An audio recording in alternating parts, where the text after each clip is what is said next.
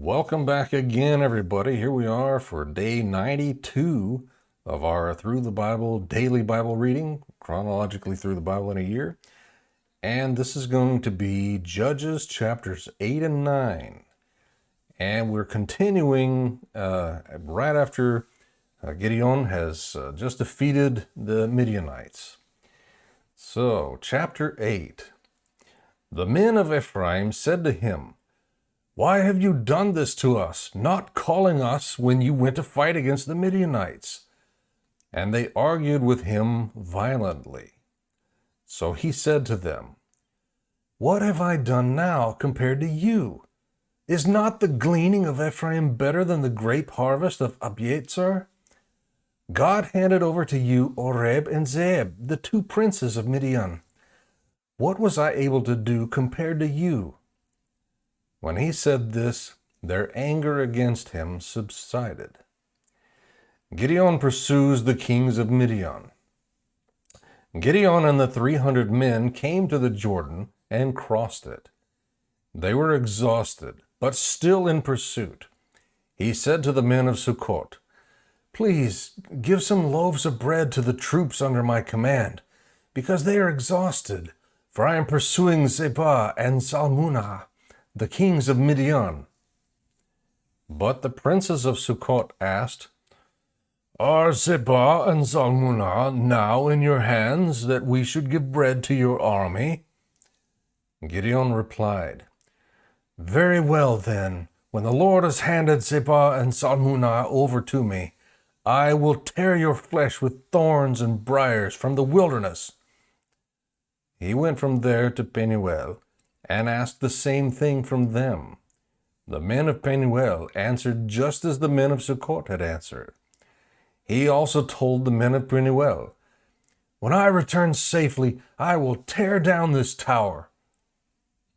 Now Zebah and Zalmunna were in Karkor, and with them was their army of about 15,000 men, who were all those left of the entire army of the people of the east. Those who had been killed were 120,000 armed men. Gideon traveled on the caravan route east of Nobah and Yogbeha and attacked their army while the army felt secure. Zebah and Zalmunna fled, and he pursued them. He captured these two kings of Midian and routed the entire army. Gideon, son of Joash, returned from the battle by the ascent of Heres. He captured a youth from the men of Sukkot and interrogated him. The youth wrote down for him the names of the 77 leaders and elders of Sukkot. Then he went to the men of Sukkot and said, "Here are Zebah and Zalmunna. You taunted me about them, saying, 'Are Zebah and Zalmunna now in your power, that we should give bread to your exhausted men?'" So he took the elders of the city, and he took some thorns and briars from the wilderness, and he disciplined the men of Sukkot with them. He also tore down the tower of Penuel, and killed the men of the city. He asked Zebah and Zalmunna, "What kind of men did you kill at Tabor?" "They were like you," they said. "Each resembled the son of a king." So he said, "They were my brothers, the sons of my mother. As the Lord lives, if you had let them live, I would not kill you." Then he said to Yeter, his firstborn, "Get up and kill them." The youth did not draw his sword, for he was afraid because he was still a youth. Zebah and Zalmunna said, "Get up and strike us down yourself, for a man is judged by his strength." So Gideon got up, killed Zebah and Zalmunna, and took the crescent ornaments that were on the necks of their camels. Gideon's legacy. Then the Israelites said to Gideon, "Rule over us, you as well as your sons and your grandsons, for you delivered us from the power of Midian." But Gideon said to them, "I will not rule over you, and my son will not rule over you. The Lord will rule over you." Then he said to them, "Let me make a request of you. Everyone give me an earring from his plunder." Now the enemy had gold earrings because they were Ishmaelites. They said, "We agree to give them." So they spread out a cloak, and everyone threw an earring from his plunder on it. The weight of the gold earrings he requested was 43 pounds of gold, in addition to the crescent ornaments and ear pendants, the purple garments on the kings of Midian, and the chains on the neck of their camels. Gideon made an ephod from all this, and put it in Ophrah, his hometown. Then all Israel prostituted themselves by worshiping it there, and it became a snare to Gideon and his household. So Midian was subdued before the Israelites, and they were no longer a threat. The land had peace for 40 years during the days of Gideon. Jerubbaal, that is Gideon, son of Joash, went back to live at his house. Gideon had 70 sons, his own offspring, since he had many wives. His concubine, who was in Shechem, also bore him a son, and he named him Abimelech. Then Gideon, son of Joash, died at a good old age, and was buried in the tomb of his father Joash in Ophrah of the Abiezrites. Then, when Gideon died, the Israelites turned and prostituted themselves by worshiping the Baals, and made Baal-berith their god. The Israelites did not remember the Lord their God, who had rescued them from the hand of the enemies around them. They did not show kindness to the house of Jerubbaal, that is Gideon, for all the good he had done for Israel. Abimelech becomes king. Chapter 9. Abimelech, son of Jerubbaal, went to Shechem and spoke to his uncles and to his mother's whole clan, saying, "Please speak in the hearing of all the citizens of Shechem. Is it better for you that 70 men, all the sons of Jerubbaal, rule over you, or that one man rule over you? Remember that I am your own flesh and blood." His mother's relatives spoke all these words about him in the hearing of all the citizens of Shechem, and they were favorable to Abimelech. And they said, "He is our brother." So they gave him 70 pieces of silver from the temple of Baal-berith. Abimelech used it to hire worthless and reckless men, and they followed him. He went to his father's house in Ophrah and killed his 70 brothers, the sons of Jerubbaal, on top of a large stone. But Jotham, the youngest son of Jerubbaal, survived, because he hid.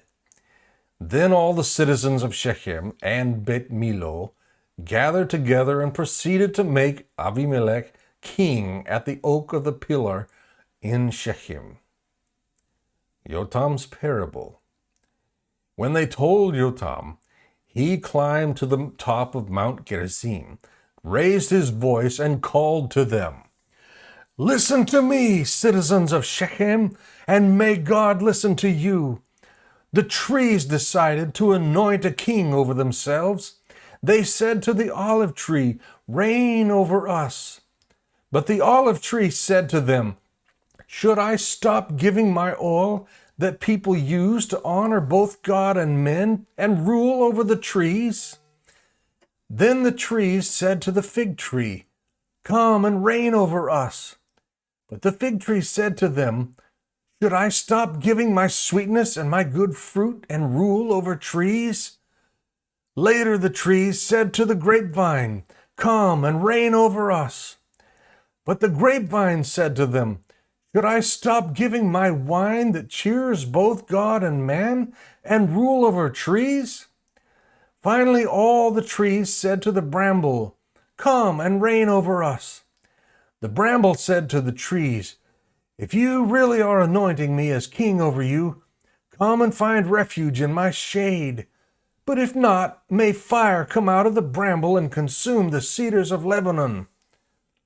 Now if you have acted faithfully and honestly in making Abimelech king, if you have done well by Jerubbaal and his family, and if you have rewarded him appropriately for what he did, for my father fought for you, risked his life, and rescued you from Midian, and now you have attacked my family's family today, killed his 70 sons on top of a large stone, and made Abimelech, the son of his slave woman, king over the citizens of Shechem, because he is your brother. So if you have acted faithfully and honestly with Jerubbaal and his house this day, rejoice in Abimelech, and may he also rejoice in you. But if not, may fire come from Abimelech and consume the citizens of Shechem and Beth Millo, and may fire come from the citizens of Shechem and Beth Millo and consume Abimelech. Then Yotam fled, escaping to Beer, and lived there because of his brother Abimelech. Abimelech's punishment. When Abimelech had ruled over Israel 3 years, God sent an evil spirit between Abimelech and the citizens of Shechem. They treated Abimelech deceitfully, so that the crime against the 70 sons of Jerubbaal might come to justice, and their blood would be avenged on their brother Abimelech, who killed them, and on the citizens of Shechem, who had helped him kill his brothers. The citizens of Shechem rebelled against him by putting men in ambush on the tops of the mountains, and they robbed everyone who passed by them on the road. So this was reported to Abimelech. Gaal, son of Ebed, came with his brothers and crossed into Shechem, and the citizens of Shechem trusted him. So they went out to the countryside and harvested grapes from their vineyards. They trampled the grapes and held a celebration. Then they went to the house of their God, and as they ate and drank, they cursed Abimelech. Gaal, son of Ebed, said, "Who is Abimelech and who is Shechem, that we should serve him? Isn't he the son of Jerubbaal? And isn't Zebul his officer? You are to serve the men of Hamor, the father of Shechem. Why should we serve Abimelech? If only these people were in my power, I would remove Abimelech." So he said to Abimelech, "Gather your army and come out." When Zebul, the ruler of the city, heard the words of Gaal, son of Ebed, he was angry. So he secretly sent messengers to Abimelech, saying, "Beware! Gaal, son of Ebed, and his brothers have come to Shechem, and are turning the city against you. Now tonight, you and the troops with you, come and wait in ambush in the countryside. Then get up early, and at sunrise attack the city.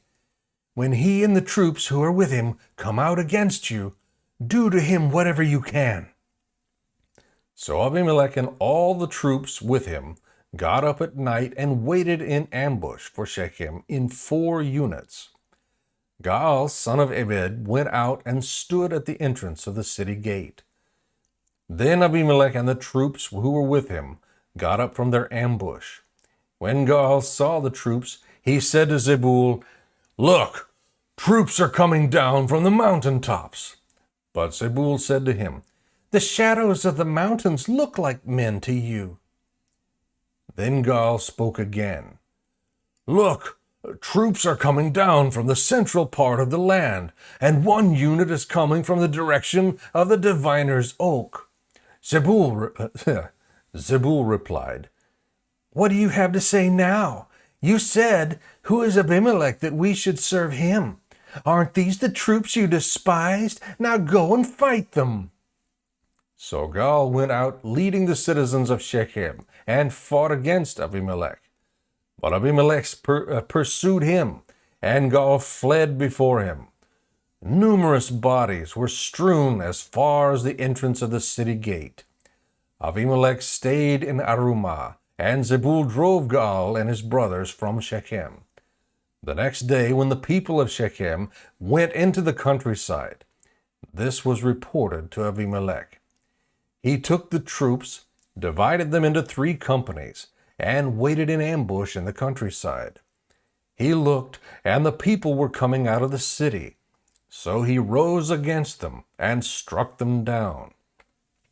Then Abimelech and the units that were with him rushed forward and took their stand at the entrance of the city gate.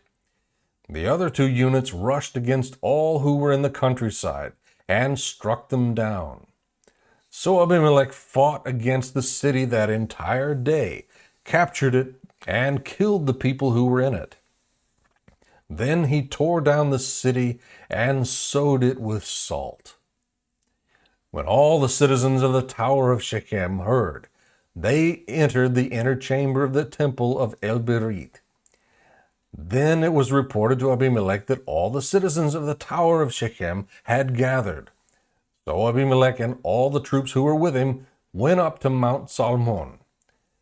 Abimelech took his axe in his hand and cut a branch from the trees. He picked up the branch, put it on his shoulder, and said to the troops who were with him, "Hurry and do what you have seen me do." Each of the troops also cut his own branch and followed Abimelech. So they put the branches against the inner chamber and set it on fire. About 1,000 men and women died, including all the men of the Tower of Shechem. Abimelech went to Thebez, camped against it, and captured it. There was a strong tower inside the city, and all the men, women, and citizens of the city fled there. They locked themselves in and went up to the roof of the tower. When Abimelech came to attack the tower, he approached its entrance and set it on fire. But a woman threw the upper portion of a millstone on Abimelech's head and fractured his skull.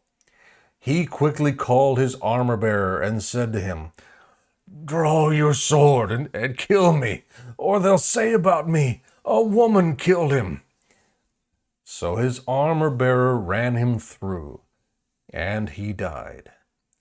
When the Israelites saw that Abimelech was dead, they all went home. In this way, God brought back Abimelech's evil, the evil that Abimelech had done to his father when he killed his 70 brothers. God also brought back to the men of Shechem all their evil.